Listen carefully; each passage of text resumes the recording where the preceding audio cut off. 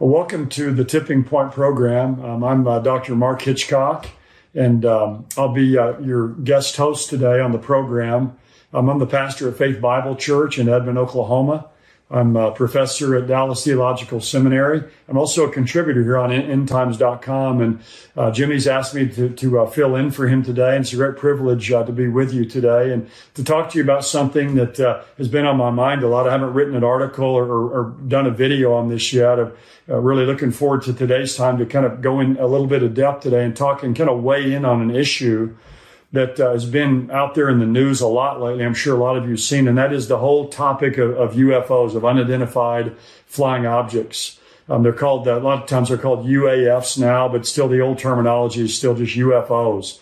And as many of you know, I'm sure you've seen in the news that the government here recently has kind of done a data dump where they've just let out all of this information that's been previously classified about UFOs. And some really startling videos have been released, and on a lot of the major news networks, they've had experts come on that they're interviewing, talking about just this whole phenomenon of UFOs.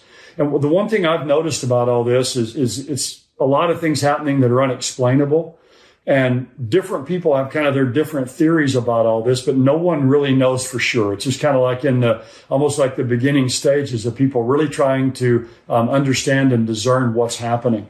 So I thought I will weigh in on this today. And what I want to do is I want to just talk a little bit about UFOs in general and tell you a story about kind of my interest in this and how I came to have a little bit more information about this. And I want to draw some conclusions at the end that I think will be helpful for you. So basically, my interest in UFOs started about 30 years ago. My wife, Cheryl, and I, we drive every year out to Ruidoso, New Mexico. Cheryl's parents for many years had a house there in an area called Alto, which is just north of Ruidoso. We still go out there every year now, but we'd go out there all the time back then and stay with her parents. And back in the day, when we'd drive out there, you'd go and you'd have to drive through the town of Roswell, New Mexico. Now, if you know anything about UFOs, you immediately know that's the UFO capital of the world. Now, when we go now, there's a road that takes you around Roswell, so we don't really go through the town. You kind of miss the traffic. But back then, you had to go right down through the middle of Roswell. And we started going out there in the early 90s. And for about 5 years, we would drive through Roswell, and you'd see, all kinds of souvenir shops and places with all kinds of memorabilia about UFOs. And there were a couple of large museums there as well. There's one called the UFO Enigma Museum and another one called the International UFO Museum. And going through Roswell and seeing those kind of just got me interested in the whole topic of UFOs. I wondered, what's going on here in Roswell? Why are people so interested in this? So I got a few books that I read that helped me out a bit. And we stopped a couple times and would go in those museums. But one of the times we were there it was August of 1996. I decided I was going to go out and see the supposed crash site where this alien spacecraft supposedly crashed in 1947. And so in one of the museums there, they had a man you could contact, and you could go out there and set up a time with him to meet, and he'd take you out to this crash site because he's the man that owns this land. So kind of just to back up a little bit on a couple things, this crash allegedly took place in July of 1947. That's the kind of this hallmark date really for those who study UFOs. But that summer there was a great time of UFO activity. In basically June and July of 1947, there were hundreds of UFO reports. Now there'd been some from ancient times. People would report things that were strange, but there was a real cluster of them in June and July of 1947. Kenneth Arnold in Washington State was a pilot. And in the summer of 1947, in June, he saw several flying discs in the air. And he's the one that came up with the title of flying saucers. And really the mother of all of these sightings, though, is, again, this alleged crash outside of Roswell, New Mexico in early July of 1947. So in August of 1996, my wife and I were there. She was there with me, had our two boys, and I left them for several hours and met the man who owns the land there named Hub Korn. And so I drove about 20 miles north of Roswell and met Hub there along the highway. I left my car there and drove down into this place that's on his land. And he picked me up in his blue Ford pickup, and we drove back in there really slowly. He owns hundreds of thousands of acres there. He drives me back to this place, and I recognized it from the books I'd read about UFOs. There's kind of over in the distance, there's just a little raised area, an arroyo that's there where supposedly this spacecraft had landed, and there was had supposedly been this debris field there. And so he brought me out there to let me look around and see this. There was another couple that he'd brought out there as well earlier. They were still there. And so I was looking around, just talking to him, asking some various questions. And while we were there, a van pulled up. This van pulls up, and a whole group of people began to get out of this van, and they had a lot of video and recording equipment. And I thought this fascinating. What are these people doing out here? So I asked Hub Corn, I said, who are these people who are here? And he said, well, they're with a program called Strange Universe. And they kind of just look at, kind of strange phenomenon and do TV programs about those things. So they got out, and a man walked over there, and he was probably around in his 70s at that time, late 60s or in his 70s. And he had a Kansas State ball hat on. And we began to talk, and I asked him his name. He said his name was Frank Kaufman. And I said, well, Frank, what are you doing out here? And he said, well, I'm one of the original men who came out here to this crash site in July of 1947. We were the first few people here to this crash site. And so immediately my interest was piqued. And he said, Strange Universe contacted him to be on this program and to come out there and be with them. And he said, for a lot of years, he really hadn't talked about what happened. The government had kind of sworn him to secrecy, but he said, I'm a grandfather now, and, a lot of times gone by. So he says, I'm telling people now what I saw when I came here. So I asked him, I said, well, do you mind telling me what you saw when you came out here? And I actually wrote down years ago what he said. And so I want to just read to you what I wrote down after I got finished with my conversation with him. I said, Mr. Kaufman shared his eyewitness account of the crash site as he saw it in July 1947. He pointed out where he saw the vessel resting and described it. It was unlike anything he'd ever seen before. I listened intently as he said that it contained no fuel, but had pods underneath which experts believe somehow extracted power from the atmosphere. However, the most interesting information he shared concerned the aliens that he observed. He told me that one humanoid-looking being about 4 feet tall was lying on the ground not far from the ship. He pointed out the place where he saw this being. He took me over and showed me. And then he said another being was halfway out of the hole in the side of the vessel, and 3 other beings were inside what he called this spacecraft. And he said all of the beings were still and lifeless. He talked further about the disposal of the bodies and the cleanup of this debris field that it was left behind. And he spoke very matter-of-factly to me about the entire incident. And so we talked in detail about this, and I said, well, could this have been a weather balloon? Because initially, when the reports came out, it came out that this was an alien spacecraft. But about a day or two later, in all the papers in that area, it began to say, no, this was just a weather balloon. And he told me, he said, there's no way it's a weather balloon. And I said, did it look like a helicopter? Did it look like an airplane? He said it didn't look like anything that he had ever witnessed before. And it's interesting standing there talking to somebody like this because, again, this is a man who's a grandfather. Again, he's wearing a baseball cap that has the Kansas State mascot on there. He's not being paid any money to talk about this, and yet he's telling me what he saw. And again, the thing that was the most fascinating to me, I think, is these humanoid figures or humanoid beings that he saw lying there. And so, that caused my mind to start really whirling and stirring. And I was a skeptic. I admit I was a doubter about all this when I went out there that day. I'd read some books about it, but I thought, a lot of people are probably just kind of making these things up or just kind of stretching and exaggerating the truth. Well, that was really, again, the mother of all of these UFO events. And every year in Roswell, there's a big UFO festival. And back in 2021 was the largest one they've ever had. And that was even when COVID was still around. So this is something that people are extremely interested in, obviously, today. So, one of the questions that comes up then about all of this when someone thinks about this or starts to think it through is, what are these UFOs? And that's what people are trying to answer today. Really, all kinds of experts out there is that they're seeing all these images that have been released by the government that they've never seen before. The research I've done tells me that about 95% of what people claim to see is explainable. It's naturally occurring events. It can be, lights in the sky, or again, weather balloons or satellites, or all kinds of things. So most of it has some kind of a natural explanation. But there's about 5% of what is happening that is not explainable naturally. They defy the laws of physics.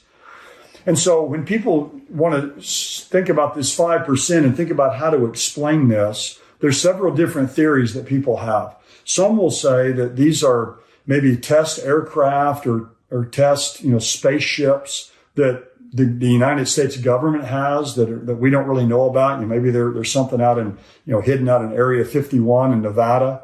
Maybe it's, some kind of aircraft or spacecrafts that China has, or that Russia has, or that some other nations have that's, some kind of really advanced technology. But again, if you watch any of these videos, you'll see some object, that's going along at, an unbelievable speed and just makes a right turn.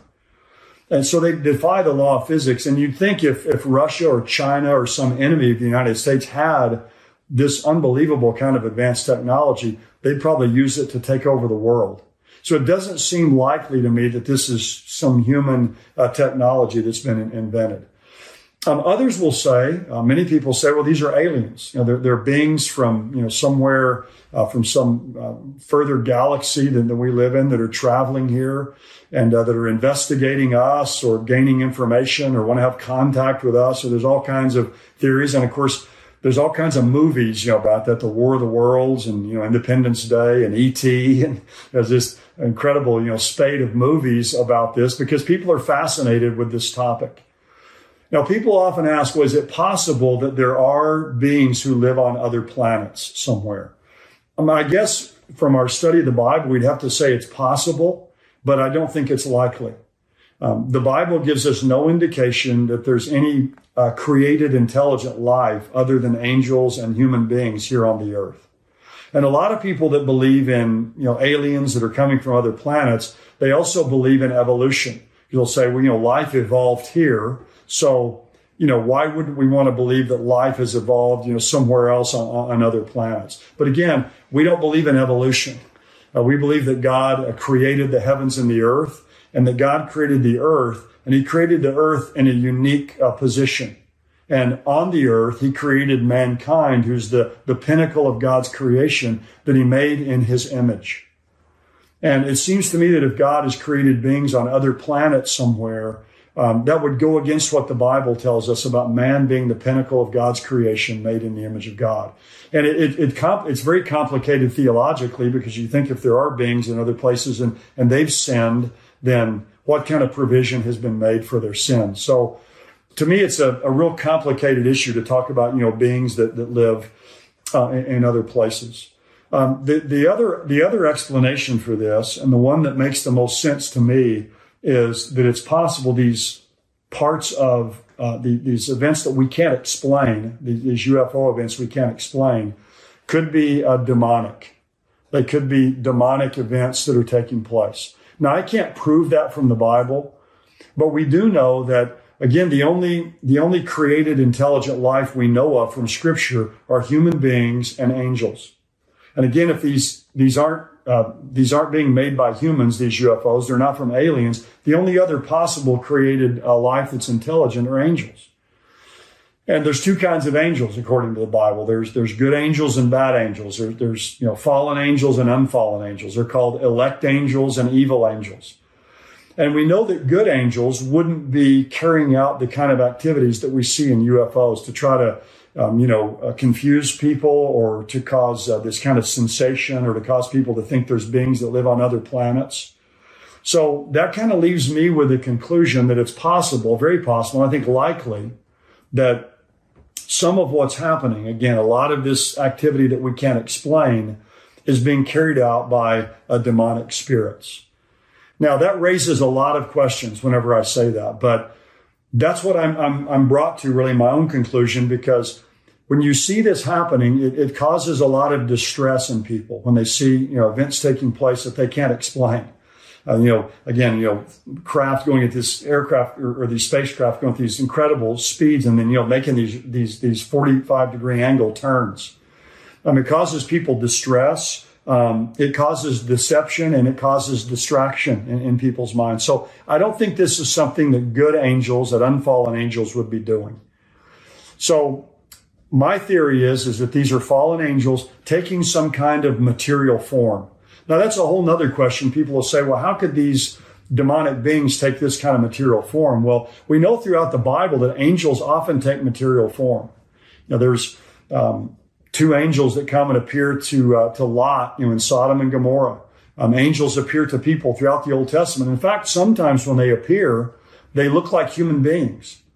Because over in the book of Hebrews, it says that, some people have entertained angels without knowing it or unaware.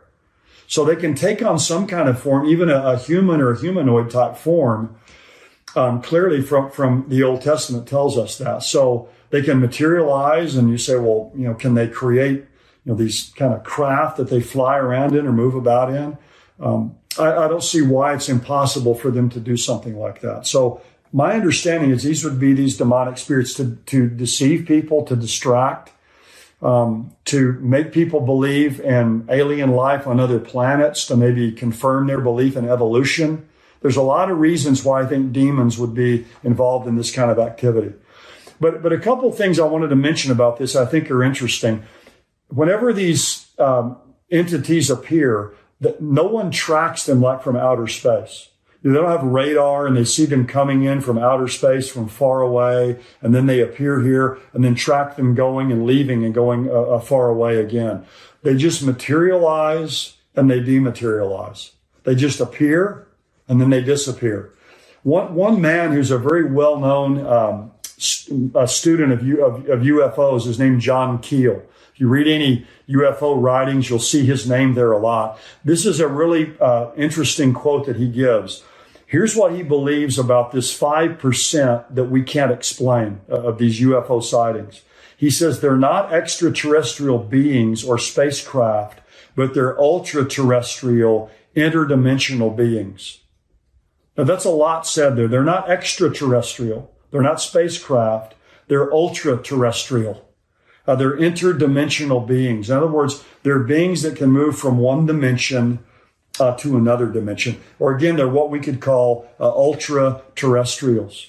They exist in some parallel dimension, and they can just appear in our dimension and disappear. Again, that's how angels are often pictured in Scripture, good angels when they appear. And we would assume that evil angels can do the same thing. In fact, I don't have time to get into this today. I'm sure Jimmy's talked about this before on endtimes.com, but the whole situation back in Genesis chapter 6 of the sons of God who come into the daughters of men, I take that there that those are fallen angels who took on a human form.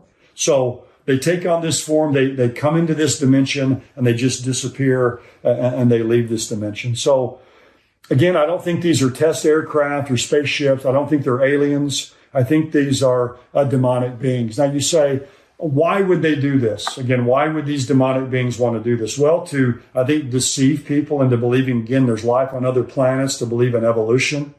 I think another reason they can do this is just to distract people away from the truth of the gospel, the truth of the Bible, just to get people obsessed with life on other planets and extraterrestrials, to take their focus off of God and spiritual things in God's Word. But another reason could be a setup for the end times, so that one of these days, when millions of people disappear all over the earth in the event we know as the rapture, there'll be a ready explanation for this.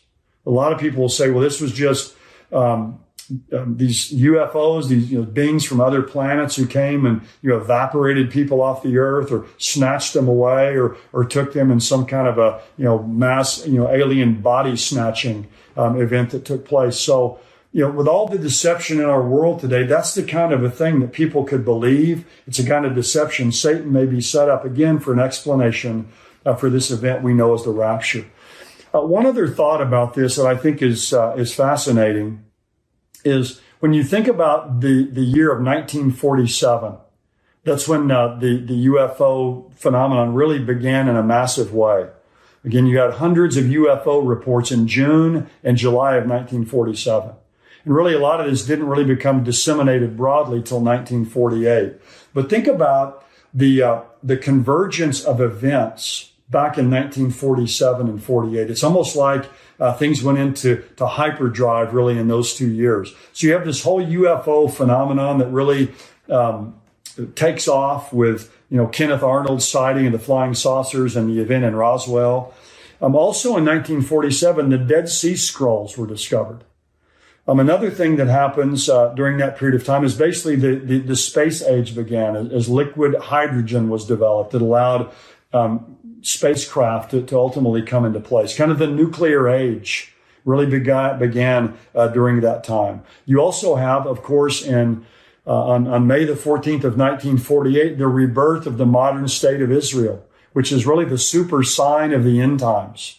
Almost all the other prophecies of the end times hinge one way or another on Israel existing.